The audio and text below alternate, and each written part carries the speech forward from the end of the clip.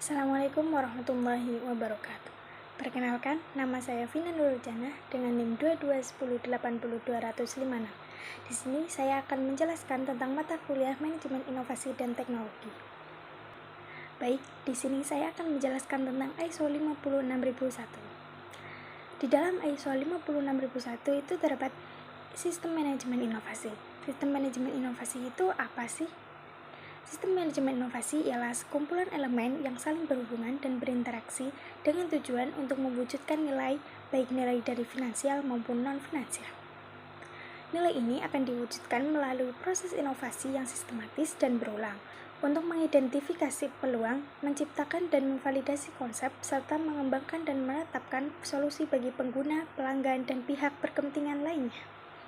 Selanjutnya itu ada klausa. Klausa ini ada 10.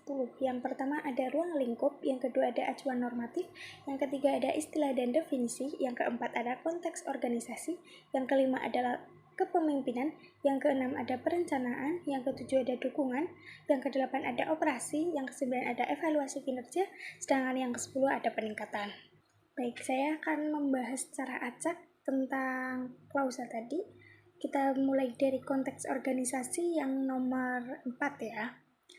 Jadi dalam konteks organisasi ini ada 4 elemen. Yang pertama memahami organisasi. Organisasi itu harus menentukan apa aja gitu. Yang pertama itu ada isu-isu eksternal dan internal yang relevan dengan tujuan organisasi serta yang mempengaruhi kemampuannya untuk mencapai hasil yang diinginkan dari sistem manajemen inovasinya. Terus yang kedua itu ada apakah perubahan iklim merupakan isu yang relevan? Dicari ya. Terus yang ketiga ada area-area peluang untuk potensi perwujudan nilai. Selanjutnya ada memahami kebutuhan dan harapan. Nah, di sini itu organisasi harus menentukan 3 kebutuhan dan harapannya.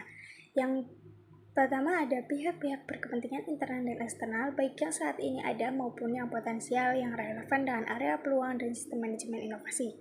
Yang kedua ada kebutuhan, harapan, dan persyaratan yang relevan, baik yang saat ini ada maupun yang diantisipasi dari pihak-pihak berkepentingan tersebut. Yang ketiga ada kebutuhan, harapan, dan persyaratan mana yang akan dipenuhi melalui sistem manajemen inovasi. Yang ketiga ada menentukan ruang lingkup. Maksud dari inovasi ini yaitu organisasi harus menetapkan maksud inovasinya dengan mempertimbangkan area-area peluang serta kebutuhan, harapan, dan persyaratan pihak-pihak berkepentingan. Dan maksud inovasi tersebut itu harus tersedia sebagai informasi terdokumentasi. Selanjutnya ada ruang lingkup sistem manajemen inovasi, yaitu organisasi harus menetapkan batasan dan penerapan sistem manajemen inovasi untuk menentukan ruang lingkupnya. Elemen yang keempat ini ada sistem manajemen inovasi. Organisasi itu wajib menetapkan, mengimplementasikan, pemeliharaan, dan secara berkelanjutan meningkatkan sistem manajemen inovasi yang mencakup ada proses-proses serta elemen-elemen lain dari sistem manajemen beserta interaksinya sesuai dengan persyaratan yang ditentukan oleh dokumen ini. Baik, selanjutnya klausa yang kedua itu ada kepemimpinan atau leadership. Jadi di sini itu ada 4 elemen. Yang pertama ada kepemimpinan dan komitmen. Di kepemimpinan dan komitmen ini, pimpinan puncak menunjukkan kepemimpinan dan komitmen terhadap sistem manajemen inovasi dan juga memastikan inovasi menjadi bagian integral dalam arah strategis organisasi. Terus juga ada menjaga fokus pada realisasi nilai berkelanjutan finansial dan non-finansial. Terus ada mendorong proses inovasi untuk menciptakan nilai dalam kondisi ketidakpastian. Selanjutnya ada memimpin dan mendukung perubahan yang diperlukan dalam organisasi dan membangun budaya adaptif untuk mendukung inovasi berkelanjutan. Elemen yang kedua ada kebijakan inovasi. Di dalam kebijakan inovasi ini kita harus bisa menetapkan kebijakan inovasinya, yaitu selaras dengan visi, misi, dan strategi organisasinya. Terus harus memuat komitmen terhadap inovasi dan perbaikan berkelanjutan. Selanjutnya ada menjadi dasar penetapan tujuan dan indikator inovasi. Selanjutnya ada mendorong budaya inovatif, terbuka, kolaboratif, berani ambil risiko. Selanjutnya ada pertimbangan kebutuhan pemangku kepentingan. Di dalam kebijakan itu kita juga harus mengkomunikasikan kebijakan inovasinya dengan tersedia berbagai informasi terdokumentasi, terus dikomunikasi, dipahami dan diterapkan di dalam organisasi, terus ada tersedia bagi pihak-pihak yang berkepentingan sesuai kebutuhan. Selanjutnya untuk elemen ketiga itu ada strategi inovasi.